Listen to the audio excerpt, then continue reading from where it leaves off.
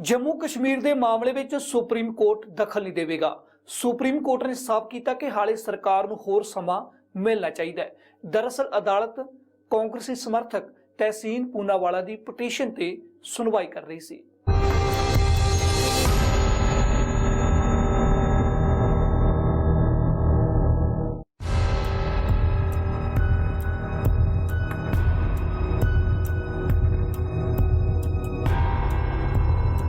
जम्मू कश्मीर के हालातां ते supreme court ने दखल देने तो इनकार कर दिता है। सुप्रीम कोर्ट च जम्मू कश्मीर च पाबंदियों खिलाफ कांग्रेस समर्थक तहसीन पूनावाला की पटीशन ते सुनवाई हुई।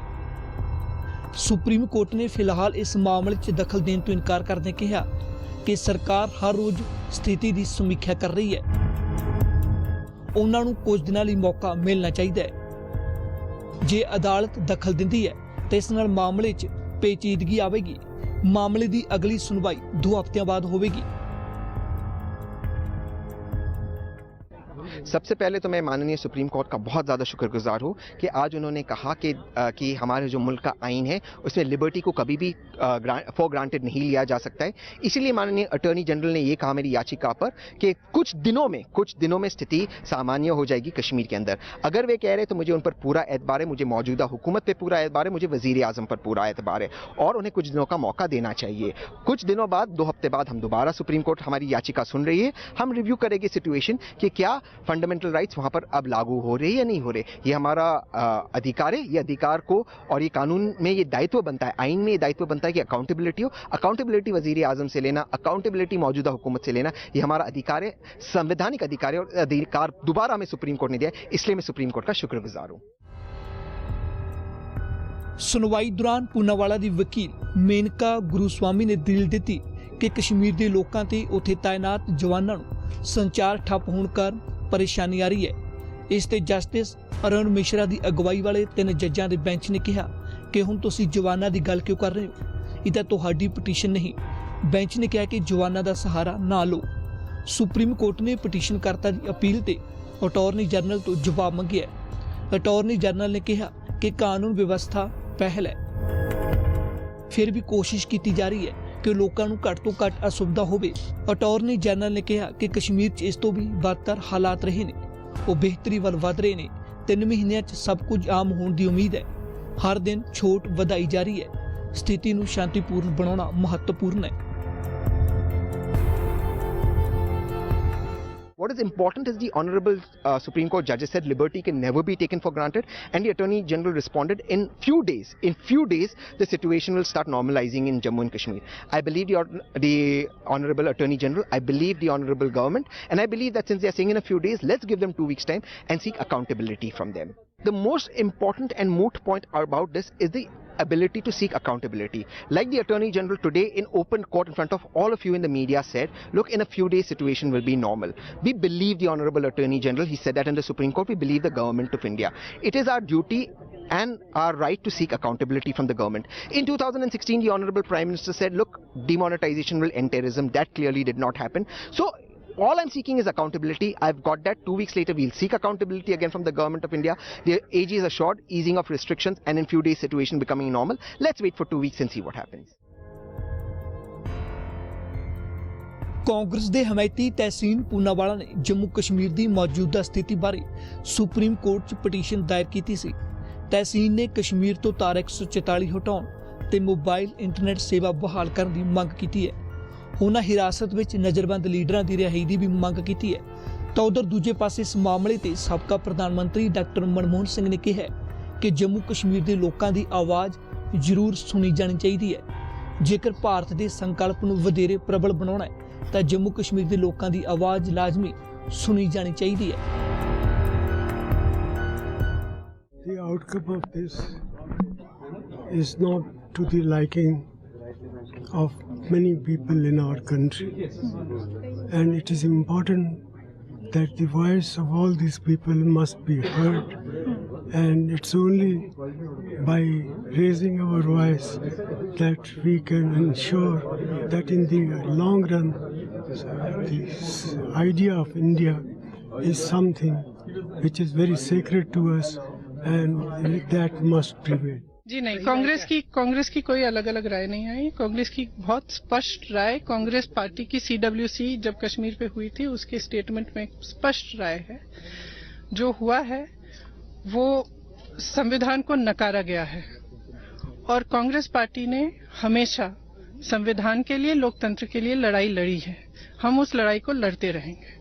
ये बहुत स्पष्ट राय है कांग्रेस पार्टी की और यही स्टेटमेंट में कि जिस तरह से ये किया गया है, जिस तरह से ये किया गया है, देखिए सिंधिया जी ने भी CWC में भी हैं, उन्होंने भी ये स्टेटमेंट साइन किया है, तो सब सहमत है। चर्चा हमारी पार्टी ऐसी नहीं है कि उसमें एक ही आवाज उठती है और बाकी आवाजें दबाई जाती हैं, जैसे भाजपा में। हमारी पार्टी में जो आवाजें उठती हैं उन पे चर्चा होती है, उन पे हम लोग विचार विमर्श होता है, सब लोग बात करते हैं और फिर एक राय निकलती है। वो राय स्पष्ट है। कांग्रेस पार्टी भिन्न भिन्न स्वरों में बोल रही है। अधिकांश नेता अनुच्छेद 370 हट जाए उसके पक्ष में बोले हैं, लेकिन राहुल गांधी जी के साथ चिदम्बरम जी या गुलाम नबी आजाद जी, 2-4 ऐसे नेता हैं जो ऐसे बयान दे रहे हैं जो भड़काऊ भी हैं। और कहां तक देश हित में, उनको इस पर आत्मचिंतन करना चाहिए। जब खुद राज्यपाल कह रहे हैं स्थिति सामान्य है, मीडिया दिखा रही है स्थिति सामान्य में, तो राहुल गांधी जी हमेशा की तरह उनकी पता नहीं खबरें कहां से आते हैं, जम्मू कश्मीर से तो आ नहीं रहे, और जिस भाषा में बोल रहे हैं उस पर भी उनको चिंता करना चाहिए। जम्मू कश्मीर ਦੇ ਰਾਜਪਾਲ ਸਤਿਆਪਾਲ ਮਲਿਕ ਦੇ ਨਿਯੁਕਤੇ ਤੇ ਰਾਹੁਲ ਗਾਂਧੀ ਨੇ ਜਵਾਬ ਦਿੰਦੇ ਕਿਹਾ ਕਿ ਉਹਨਾਂ ਨੂੰ ਜਹਾਜ਼ ਨਹੀਂ ਬਲਕਿ ਲੋਕਾਂ ਨੂੰ ਮਿਲਣ ਦੀ ਆਜ਼ਾਦੀ ਚਾਹੀਦੀ ਹੈ। ਰਾਹੁਲ ਗਾਂਧੀ ਨੇ ਜੰਮੂ ਕਸ਼ਮੀਰ ਨੂੰ ਲੈ ਕੇ ਕਿਹਾ ਸੀ ਕਿ ਹਿੰਸਾ ਦੀਆਂ ਕੁਝ ਖਬਰਾਂ ਆਈਆਂ ਨੇ। ਪ੍ਰਧਾਨ ਮੰਤਰੀ ਨਰਿੰਦਰ ਮੋਦੀ ਨੂੰ ਪਾਰਦਰਸ਼ੀ ਤਰੀਕੇ ਨਾਲ ਇਸ ਮਾਮਲੇ ਤੇ ਚਿੰਤਾ ਵਿਅਕਤ ਕਰਨੀ ਚਾਹੀਦੀ ਹੈ, ਜਿਸ ਤੋਂ ਬਾਅਦ ਰਾਜਪਾਲ ਸਤਿਆਪਾਲ ਮਲਿਕ ਨੇ ਕਿਹਾ ਕਿ ਉਹ ਰਾਹੁਲ ਗਾਂਧੀ ਨੂੰ ਜ਼ਮੀਨੀ ਹਕੀਕਤ ਦੱਸਣ ਲਈ ਇੱਕ ਜਹਾਜ਼ ਭੇਜਣਗੇ। इस सियासत दे विच केंद्रीय गृह मंत्री अमित शाह 14 अगस्त की शाम श्रीनगर जा सकते हैं। 15 अगस्त को अमित शाह श्रीनगर ही रहणगे। कहा जा रहा है कि गृह मंत्री 16 अगस्त सवेरे दिल्ली परतणगे। दरअसल इस तो पहला जम्मू कश्मीर दे विच अजीत डोभाल ने पहला ही मोर्चा सांभिया होया, जो स्थानक लोगों की नब्ज फड़न की कोशिश कर रहे हैं।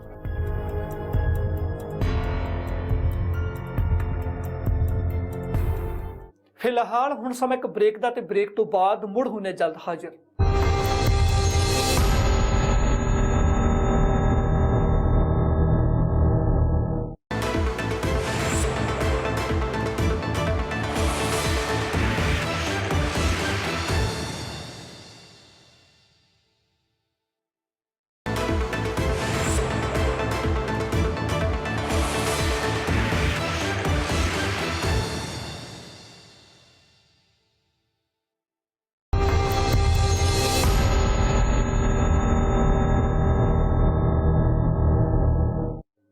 करतारपुर कॉरीडोर का काम पहला की तरह जारी रहेगा। बस यही एक चंगी खबर सी जो पाकिस्तान की तरफ तो आई सी।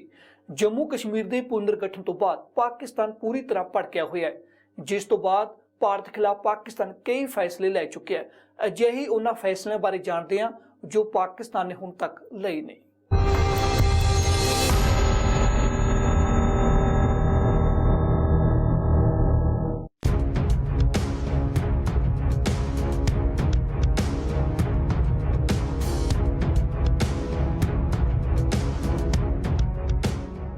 जम्मू कश्मीर तो विशेष राज का दर्जा वापस लैन और उसके पुनर्गठन बाद पाकिस्तान पूरी तरह भड़किया हुआ है।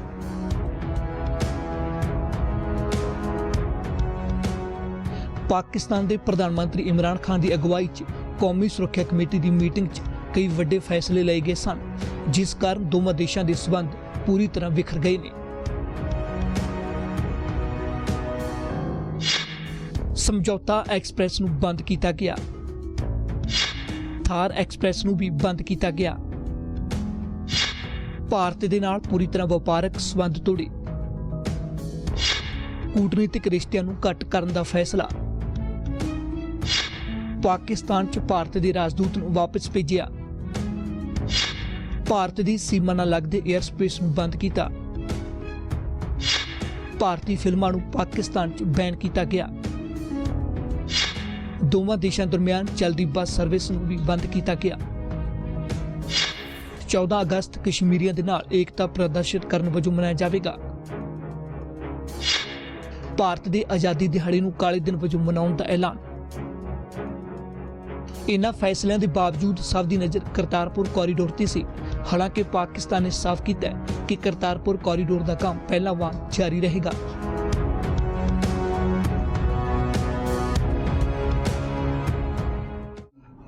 कॉरिडोर की कोई ऐसी बात नहीं है। कॉरिडोर चल रहा है और बन रहा है। दोनों सरकारें पूरी स्पीड से काम कर रहे हैं। ऐसी कोई बात नहीं। जो उन्होंने डेट दिया उस डेट को हम करतारपुर साहब के दर्शन करने के लिए जाएंगे। सुनिए, मैं एक बात आपको बता दूं कि वहाँ के प्राइम मिनिस्टर ने इनिशिएटिव लिया है। गुरु नानक देव जी जगत गुरु हैं। वो सिखों के गुरु नहीं, इंडिया के गुरु नहीं, पंजाब के गुरु नहीं, वो पूरी लोकाई के गुरु हैं। तो वहाँ के प्राइम मिनिस्टर ने आप स्टार्ट करके उन्होंने कहा कि मैं करतारपुर कॉरिडोर जो खोलना चाहता हूँ और वहाँ के जो पंजाब के भारत के सिख हैं वो वहाँ आकर दर्शन करें। पहली बात उन्होंने जब पासपोर्ट की बात आई, पासपोर्ट खत्म करके उन्होंने कहा कि परमिट जो है वो दिया जाएगा और पहले 500 की कह रहा था, कोई 1000 कह रहा था, उन्होंने 5000 तक कहा कि संगत आए। इतनी आगे बात बढ़ जाने के बावजूद तो अब वो वापस नहीं होगा और वो ये लांगा जो है खुलेगा 22 से 27 तक आपका जब हमने उनको भेज दिया कि हम मिलना चाहते हैं, जब उनकी आ जाएगी परमिशन हम जरूर जाएंगे। मेरे ख्याल जो हमारे यहाँ काम चल रहे हैं, जो हमने काम किया उनका काम वो हम उनको जाकर बताएंगे कि जो हमारा लांगा है, जो हमारा साइड है, इंडियन साइड है, वो अक्टूबर के लास्ट वीक तक कंप्लीट हो जाएगी। इस सब के बावजूद दोवां देशों च तनाव बनया हुआ है। भारतीय फौज मुखी विपिन रावत ने कश्मीर के लोगों नाल एकजुटता का प्रगटावा किया है। क्यों खत्म हो जाएगा? हम जनता के साथ रहेंगे, पहले भी रहते थे, बल्कि हमारा जो मेल मिलाप जनता के साथ 70 और 80 के दशक में था, वो आप वहाँ पे जानकारी से जाइए, वहाँ पता करिए किस तरह का हमारा मेल मिलाप था वहाँ के आवाम के साथ। हम उस समय भी वहाँ पे तैनात थे, बड़ी अच्छी तरह से हमारी आवाम के साथ मेल मिलाप हमारा रहता था और उस तरह का मेल मिलाप दोबारा अगर होना शुरू हो गया तो बहुत अच्छा रहेगा। उस समय हम बगैर बंदूक के मिलते थे, अगर हम दोबारा बगैर बंदूक के मिल सकते हैं, अगर सब चीज़ वहाँ सही तरीके से रहा तो हम यही चाहते हैं। If the adversary wants to activate the LOC, the choice is his. ਹੁਣ देश ਵਿੱਚ ਚਰਚਾ ਹੀ ਚੱਲ ਰਹੀ ਹੈ ਕਿ POK ਨੂੰ ਵੀ ਭਾਰਤ ਦਾ ਹਿੱਸਾ ਬਣਾਇਆ ਜਾ ਸਕਦਾ ਹੈ। सूचना प्रसारण मंत्री प्रकाश जावड़ेकर ने देश की इस भावना को दोहराया है।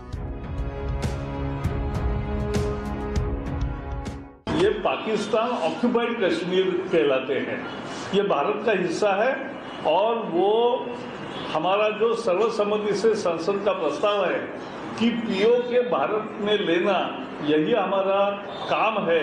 ये 94 में संसद में प्रस्ताव पास हुआ था और इसलिए जम्मू कश्मीर के विधानसभा में POK के सीट्स विधानसभा की जितनी होती है वो खाली रहेगी अभी, क्योंकि वो अलग से रहेगी। तो उधर पाकिस्तान लगातार कश्मीर मसले ਨੂੰ अंतरराष्ट्रीय फोरम ਤੇ ले जाने ਦੇ ਯਤਨ कर रही है, पर हाले तक ਉਸ ਦੀਆਂ ਇਹਨਾਂ ਕੋਸ਼ਿਸ਼ਾਂ ਨੂੰ ਬੂਰ ਨਹੀਂ ਪਿਆ। पाकिस्तान विदेश मंत्री के चीन दौरे बाद भारतीय विदेश मंत्री चीन के दौरे ते ने।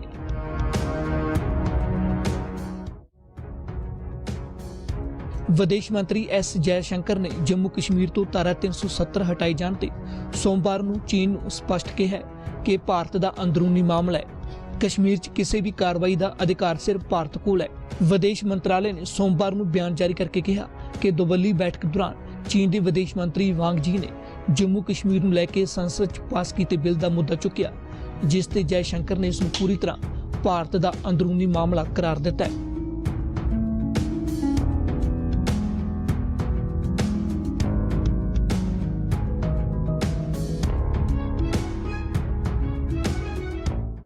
हुण रुकने एक होर छोटे जिहे ब्रेक लई।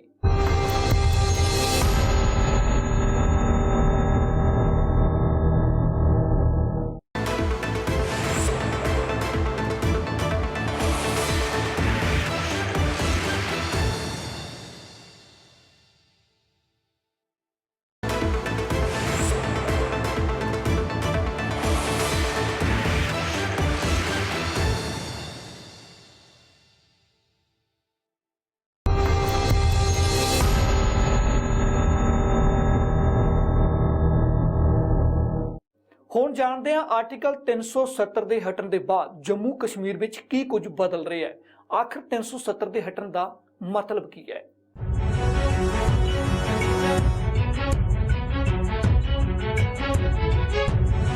ਮੋਦੀ ਸਰਕਾਰ ਨੇ ਇਤਿਹਾਸਕ ਫੈਸਲਾ ਲੈਂਦਿਆਂ ਨਾ ਸਿਰਫ ਜੰਮੂ ਕਸ਼ਮੀਰ 'ਚੋਂ ਧਾਰਾ 370 ਨੂੰ ਖਤਮ ਕੀਤਾ ਹੈ, ਬਲਕਿ ਸੂਬੇ ਨੂੰ 2 ਕੇਂਦਰ ਸ਼ਾਸਿਤ ਪ੍ਰਦੇਸ਼ਾਂ 'ਚ ਵੰਡ ਦਿੱਤਾ ਗਿਆ ਹੈ। ਹੁਣ ਜੰਮੂ ਕਸ਼ਮੀਰ 2 ਰਾਜ ਲਦਾਖ ਅਤੇ ਜੰਮੂ ਕਸ਼ਮੀਰ 'ਚ ਵੰਡਿਆ ਗਿਆ ਹੈ।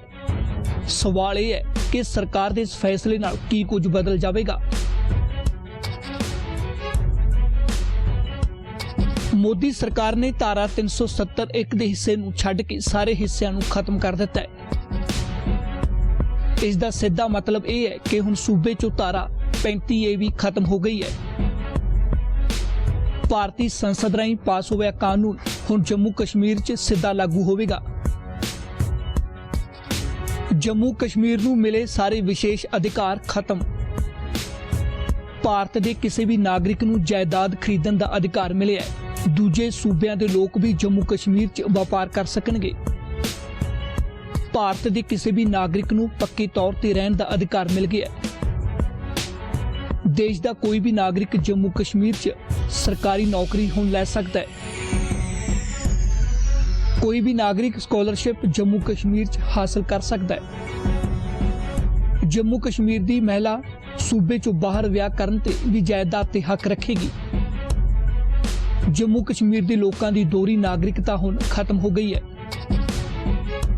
ਸੰਸਦ ਵੱਲੋਂ ਪਾਸ ਕਾਨੂੰਨ ਨੂੰ ਜੰਮੂ ਕਸ਼ਮੀਰ 'ਚ ਲਾਗੂ ਕਰਵਾਉਣ ਲਈ ਜੰਮੂ ਕਸ਼ਮੀਰ ਵਿਧਾਨ ਸਭਾ ਦੀ ਮਨਜ਼ੂਰੀ ਦੀ ਲੋੜ ਨਹੀਂ। ਪਹਿਲਾਂ ਰੱਖਿਆ ਵਿਦੇਸ਼ ਅਤੇ ਵਿੱਤੀ ਕਾਨੂੰਨ ਛੱਡ ਕੇ ਬਾਕੀਆਂ ਲਈ ਜੰਮੂ ਕਸ਼ਮੀਰ ਵਿਧਾਨ ਸਭਾ ਦੀ ਮਨਜ਼ੂਰੀ ਜ਼ਰੂਰੀ ਸੀ। ਸੁਪਰੀਮ ਕੋਰਟ ਦੇ ਹੁਕਮ ਵੀ ਪਹਿਲਾਂ ਜੰਮੂ ਕਸ਼ਮੀਰ 'ਚ ਸਿੱਧੇ ਲਾਗੂ ਨਹੀਂ ਹੁੰਦੇ ਸਨ। ਹੁਣ ਕੋਈ ਰੁਕਾਵਟ ਨਹੀਂ ਰਹੀ। ਜੰਮੂ ਕਸ਼ਮੀਰ ਦੀ ਵਿਧਾਨ ਸਭਾ ਦਾ ਕਾਰਜਕਾਲ ਪਹਿਲਾਂ 6 ਸਾਲ ਦਾ ਹੁੰਦਾ ਸੀ, ਜੋ ਹੁਣ 5 ਸਾਲ ਦਾ ਹੀ ਹੋਵੇਗਾ। ਹੁਣ ਜੰਮੂ ਕਸ਼ਮੀਰ ਦਾ ਆਪਣਾ ਝੰਡਾ ਤੇ ਆਪਣਾ ਸੰਵਿਧਾਨ ਨਹੀਂ ਹੋਵੇਗਾ। ਪਹਿਲਾਂ ਆਪਣਾ ਝੰਡਾ ਤੇ ਸੰਵਿਧਾਨ ਸੀ। ਪਹਿਲਾਂ ਜੰਮੂ ਕਸ਼ਮੀਰ 'ਚ ਆਰਥਿਕ ਐਮਰਜੈਂਸੀ ਨਹੀਂ ਲਾਈ ਜਾ ਸਕਦੀ ਸੀ। ਜੰਮੂ ਕਸ਼ਮੀਰ 'ਚ ਪਹਿਲਾਂ ਵੋਟ ਦਾ ਅਧਿਕਾਰ ਉੱਥੋਂ ਦੇ ਪੱਕੇ ਨਾਗਰਿਕਾਂ ਨੂੰ ਸੀ। ਹੁਣ ਦੂਜੇ ਰਾਜ ਦੇ ਲੋਕ ਵੋਟ ਬਣਵਾ ਸਕਣਗੇ। ਜੰਮੂ ਕਸ਼ਮੀਰ ਵਿੱਚ ਬਾਕੀ ਰਾਜਾਂ ਦੇ ਨਾਗਰਿਕ ਚੋਣਾਂ 'ਚ ਉਮੀਦਵਾਰ ਵੀ ਬਣ ਸਕਣਗੇ। ਭਾਰਤੀ ਸੰਵਿਧਾਨ ਮੁਤਾਬਕ ਹੁਣ ਘੱਟ ਗਿਣਤੀਆਂ ਨੂੰ ਰਾਖਵਾਂਕਰਨ ਮਿਲੇਗਾ। ਪਹਿਲਾਂ ਕਸ਼ਮੀਰੀ ਮਹਿਲਾ ਪਾਕਿਸਤਾਨ ਦੇ ਕਿਸੇ ਵਿਅਕਤੀ ਨਾਲ ਵਿਆਹ ਕਰਦੀ ਸੀ ਤਾਂ ਉਸ ਦੇ ਪਤੀ ਨੂੰ ਜੰਮੂ ਕਸ਼ਮੀਰ ਦੀ ਨਾਗਰਿਕਤਾ ਮਿਲ ਜਾਂਦੀ ਸੀ, ਪਰ ਹੁਣ ਅਜਿਹਾ ਨਹੀਂ ਹੋਵੇਗਾ। ਆਰਟੀ ਕਾਨੂੰਨ ਹੁਣ ਜੰਮੂ ਕਸ਼ਮੀਰ 'ਚ ਲਾਗੂ ਹੋਵੇਗਾ। ਪਹਿਲਾਂ ਸੂਚਨਾ ਦਾ ਅਧਿਕਾਰ ਕਾਨੂੰਨ ਲਾਗੂ ਨਹੀਂ ਸੀ। ਸਿੱਖਿਆ ਦਾ ਅਧਿਕਾਰ ਅਤੇ CAG ਦਾ ਕਾਨੂੰਨ ਜੰਮੂ ਕਸ਼ਮੀਰ 'ਚ ਲਾਗੂ, ਜਦਕਿ ਪਹਿਲਾਂ ਇਹ ਲਾਗੂ ਨਹੀਂ ਸੀ। ਜੰਮੂ ਕਸ਼ਮੀਰ ਰਾਜ ਨੂੰ ਬਰਖਾਸਤ ਕਰਨ ਦੀ ਪਾਵਰ ਰਾਸ਼ਟਰਪਤੀ ਨੂੰ ਮਿਲ ਗਈ ਹੈ। ਪਹਿਲਾਂ ਇਹ ਸ਼ਕਤੀ ਨਹੀਂ ਸੀ। ਹੁਣ ਜੰਮੂ ਕਸ਼ਮੀਰ ਦੀ ਵਿਧਾਨ ਸਭਾ ਦਿੱਲੀ ਵਰਗੀ ਹੋਵੇਗੀ। ਜੰਮੂ ਕਸ਼ਮੀਰ ਰਾਜ ਦਾ ਮੁਖੀ ਗਵਰਨਰ ਹੋਵੇਗਾ। ਕਾਨੂੰਨ ਵਿਵਸਥਾ ਕੇਂਦਰ ਦੇ ਅਧੀਨ ਹੋਵੇਗੀ। ਪਹਿਲਾਂ ਜੰਮੂ ਕਸ਼ਮੀਰ ਸਰਕਾਰ ਵੇਖਦੀ ਸੀ। ਪੁਲਿਸ ਰਾਜਪਾਲ ਨੂੰ ਰਿਪੋਰਟ ਕਰੇਗੀ। ਪਹਿਲਾਂ ਪੁਲਿਸ CM ਨੂੰ ਰਿਪੋਰਟ ਕਰਦੀ ਸੀ। ਲਦਾਖ ਹੁਣ ਜੰਮੂ ਕਸ਼ਮੀਰ ਦਾ ਹਿੱਸਾ ਨਹੀਂ ਰਿਹਾ। ਪਹਿਲਾਂ ਲਦਾਖ ਜੰਮੂ ਕਸ਼ਮੀਰ ਦਾ ਹੀ ਹਿੱਸਾ ਸੀ। ਹੁਣ ਲਦਾਖ ਕੇਂਦਰ ਸ਼ਾਸਿਤ ਪ੍ਰਦੇਸ਼ ਹੋਵੇਗਾ। ਲਦਾਖ ਦੀ ਆਪਣੀ ਕੋਈ ਵਿਧਾਨ ਸਭਾ ਨਹੀਂ ਹੋਵੇਗੀ। ਲਦਾਖ ਦੇ ਵਿੱਚ ਲੈਫਟੀਨੈਂਟ ਗਵਰਨਰ ਦਾ ਕੰਟਰੋਲ ਹੋਵੇਗਾ। ਜੰਮੂ ਕਸ਼ਮੀਰ ਨੇ ਨਵੰਬਰ 1956 ਨੂੰ ਆਪਣਾ ਸੰਵਿਧਾਨ ਪਾਸ ਕੀਤਾ ਸੀ, ਪਰ ਹੁਣ ਮੋਦੀ ਸਰਕਾਰ ਦੇ ਇਸ ਕਦਮ ਨੇ ਇਸ ਨੂੰ ਖਤਮ ਕਰ ਦਿੱਤਾ ਹੈ। ਹੁਣ ਇਹ ਵੇਖਣਾ ਹੋਵੇਗਾ ਕਿ ਇਸ ਨਾਲ ਹਾਲਾਤ ਸੁਧਰਨਗੇ, ਜਿਸ ਲਈ ਆਉਣ ਵਾਲਾ ਸਮਾਂ ਕਾਫੀ ਅਹਿਮ ਰਹਿਣ ਵਾਲਾ ਹੈ। ਫਿਲਹਾਲ ਇਹ ਨਹੀਂ, ਦੇਸ਼ ਦੁਨੀਆ ਦੀਆਂ तमाम ਖਬਰਾਂ ਵੇਖਣ ਲਈ ਤੁਸੀਂ ਵੇਖਦੇ ਰਹੋ ABP ਸਾਂਝਾ।